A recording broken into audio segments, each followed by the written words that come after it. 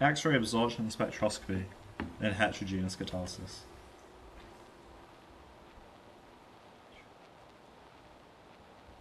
X-ray absorption spectroscopy is the only spectroscopic technique that provides information on the electronic and structural properties of catalysts under reaction conditions and in the presence of reactants. XAS is generally divided into the following sections.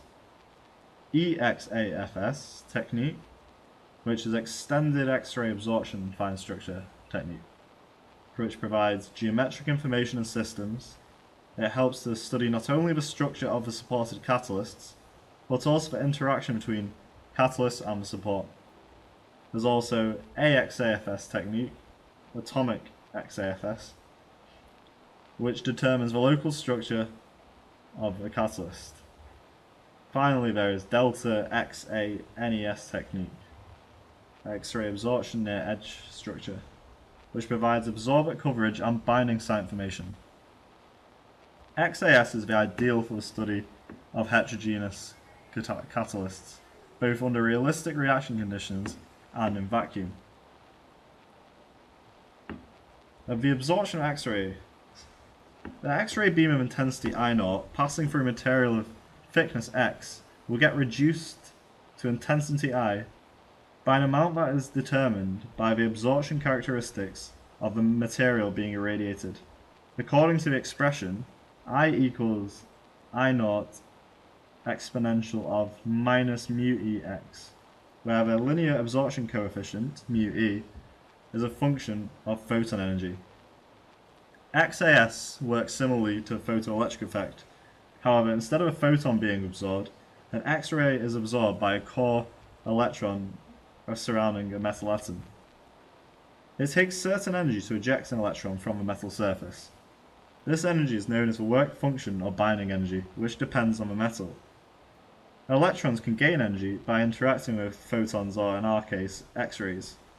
The X-ray has enough energy to overcome the work function, and the energy of the electron released will be the difference between the binding energy and the X-ray energy. Scattering of the photoelectron. When X-ray energy E is absorbed by the central atom, which is in blue, a photoelectron wave is propagated outwards. This outgoing wave is backscattered off neighbouring atoms, red and green. Interference between these two final state wave functions causes the observed fine structure in XAS. As a result, the absorption coefficient above the absorption S is defined as mu total, which can be seen on the third bullet point. Mu free represents the free atomic background energy. Chi AX forms the oscillatory part of the absorption, describing the scattering of the outgoing electron off the absorber atom electrons, AXAFS. And Chi EX of the neighbouring atom electrons is described by EXAFS. Since the oscillatory part is created by the interference between the outgoing and backscattered waves, Chi AX contains information about the interatomic potential, bonding electrons and or oxidation state, and Chi EX contains information about local structure around the absorber atom. When the photoelectron leaves the absorbing atom, its wave is backscattered by the neighbouring atoms. The figure shown below, or to the right of the image of the slide, shows a sudden increase in X-ray absorption of the platinum L3 edge with increasing X-ray energy. The maxima and minima after the edge correspond to the constructive and destructive interference between the outgoing photoelectron and a photoelectron wave and backscattered wave. Here is an example of the absorption spectrum in the X-ray region, where plutonium is the metal in question. X-ray absorption near edge structure, where the energy of incident X-ray beam is E equals E binding plus 10 electron volts, may be applied to the determination of chemical speciation and local structure. The NEXAFS region is in the ranges from 10 electron volts up to 50 electron volts above the edge. EXAFS, which starts at approximately 50 electron volts and continues up to 1000 electron volts above the edge. In the use of each technique, these sections are analysed for further information about the catalyst. Move on to the first of our techniques. EXAFS, Extended X-ray Absorption Fine Structure. It is a consequence of the modification of a photoelectron final state due to scattering by the surrounding atoms. The simplest theory is based on a single scattering plane wave approximation, in which the electron wave is viewed as a plane wave rather than a spherical wave. The approximation also assumes that the atomic radii are much smaller than the interatomic distances and is valid for only high K values, while spherical wave theory has been used. EXAFS refers to oscillations of the X-ray absorption coefficient on the high energy side of an absorption edge. Such oscillations can extend up to 1000 electron volts above the edge and may have a magnitude of 10% or more. Equations describing EXAFS. The chi function,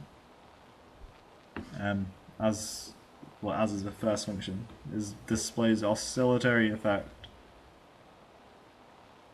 From the function, a coordination shell is defined by the identity of the scattering atom and the distance from the absorber atom. The EXAFS function gives information about the average coordination around the absorbing element. The sine function accounts for oscillations seen in EXAFS. The amplitude A bracket K contains the coordination number n and disorder sigma, which is the fluctuation in R due to thermal motion or structural disorder. Fj is the backscattering amplitude, which is element specific. Therefore, each atom has a unique backscattering pattern as a function of K. Figure 8 shows backscattering intensity enhances at those energy values of a photoelectron that are equal to the orbital energies of the respective atoms. The outgoing photoelectron and the bound electrons of which the photoelectron is scattered tend to have equal kinetic energies. In analysing EXAFS data, we use Fourier transformations. The Fourier transformation can be taken with different K weightings because of a K to N term. This can be used to distinguish between high and low Z scatterers around the absorber atom. An element with low mass will scatter mainly at low K values, and vice versa, as shown in Figure 8. But there is no figure. Therefore, it will emphasize the important scatter in a specific region. Since the Fourier transform is a complex function, both real and imaginary parts are obtained. The absolute part is determined mainly by the number of neighbours and disorder. The imaginary part is very useful in the analysis of EXAFS data for an accurate determination of the absorber-scatter difference and for the discovery of unknown contributions when analysing EXAFS data. In addition to forward Fourier transformation, coordination shells can be filtered using the inverse Fourier transformation, which results in a chi K function for that specific shell. This method can be very useful in analysing data or obtaining standards for phase shifts and backscattering amplitudes from reference compounds. The figure to the right demonstrated isolation of one coordination shell and back transformation to K space, i.e. Fourier filtering. The top figure shows Fourier transformation of experimental data the arrows in indicating R space used for filtering. There's a middle figure. The solid line shows experimental EXAFS data, and the dotted line shows data by Fourier filtering within the R space. The bottom figure compares forward transform of experimental data and filtered data.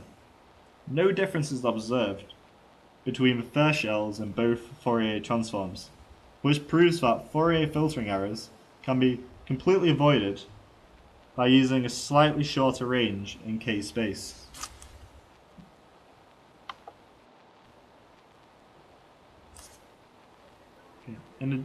It can be seen that many parameters determine the final chi-k function, which makes data analysis rather complicated as so many parameters are unknown. However, it is found that backscattering amplitude and phase shifts are transferable from one compound to another if the same absorber backscatter pair are involved.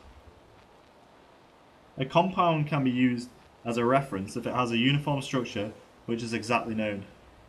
The X-ray absorption spectrum is taken from this compound and chi-k is filtered. Then the Fourier transform of the data is taken and one coordination shell is specified to be isolated. Therefore the chi function will come into the reference k function as a function of A and theta.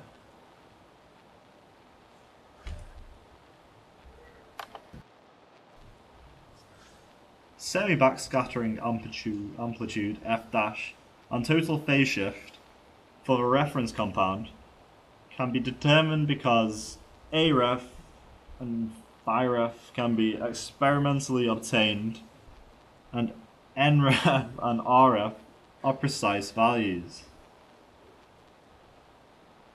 F-ref and Phi-ref can be determined and be used to analyze the EXAFS function of a sample with unknown structure. Composites.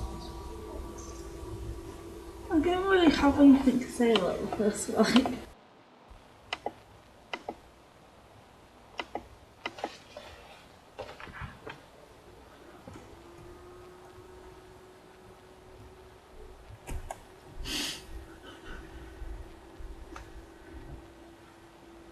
This method utilizes direct information regarding the embedded potential of the X-ray atom. AXAFS can specifically be utilized to obtain insight into the electronic nature of metal support and metal oxide support interactions for small and medium particles. Recent advances have allowed us to identify electron structures using atomic XAFS. Total absorption cross-section contains scattering from the absorber atom itself and from the neighbouring atom, as illustrated in the equation in the top right-hand corner. Chi-AX, the atomic XAFS function, offers the possibility to obtain electron structure information utilizing a procedure similar to EXAFS. Any changes to the electronic charge of the absorbing atom will be apparent in the AXAFS, as scattering is dependent on the environment around the absorbing atom. To understand AXAFS scattering process, it is required to have a knowledge of the potential surrounding the absorption atom. The figure on the left illustrates a Muffington approximation, which can be used to approximate the absorbing atom potential.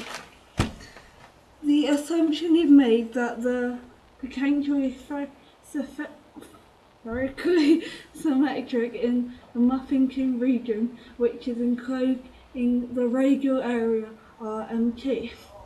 Outside of this region, it is assumed that the potential is constant. The equation The equation below this image mathematically expresses the Nothington approximation. Delta U equates to the embedded atom potential minus the free atom potential. The embedded atom potential refers to the electron distribution around the free atom after it had been able to interact with the neighbouring atom and the chemical environment. AXAFS is best reflected by Fourier's transformation of chi-AX. FGAXAFS directly represents the changing chemical environment, which is illustrated by the black region on the figure. Only the deeper localized valence bond electrons create AXAFS scattering. An increase in the number of bonds around the absorber atom will decrease the embedded potential, increasing the AXAFS output. Changing the nature of the bond similarly affects the AXAFS output, decreasing the Decreasing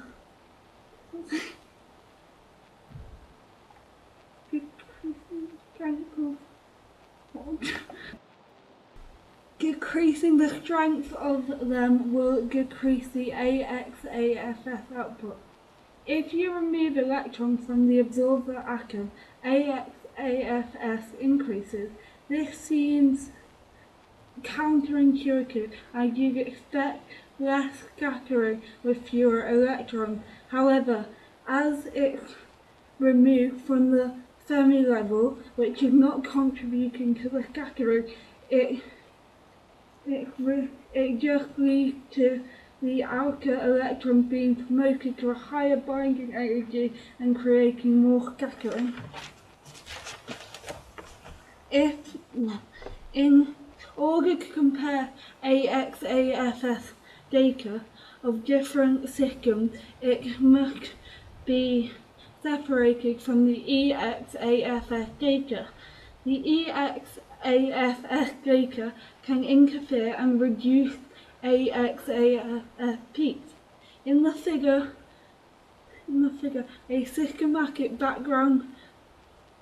a careful systematic background procedure is used to distort the two procedures and just leave the AXAFS data as shown in the right hand corner of the figure. The use of non-isolated AXAFS data to observe metal support effects will not give you accurate information since the EXAFS data overlaps it. The figure on the right illustrates the metal support interaction described by the interatomic potential model. When the oxygen is neutral, the field range is minimal and there is no polarization occurring.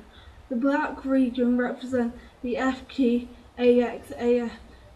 data and is blown up on the right to illustrate the amplitude and shape that would occur. When there is an induced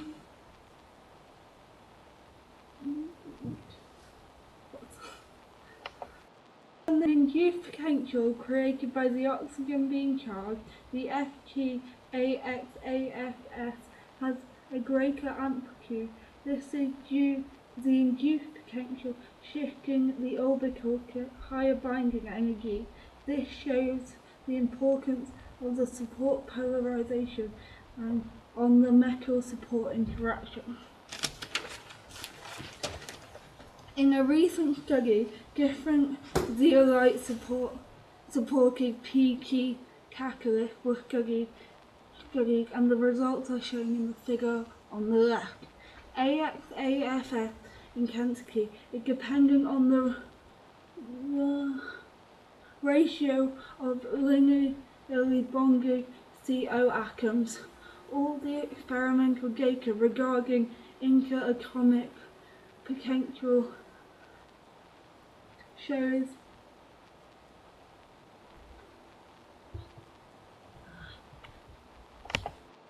all the experimental evidence that is part of the interatomic potential model shows that the essence of metal support interaction is an increase in the ionization potential of the particle.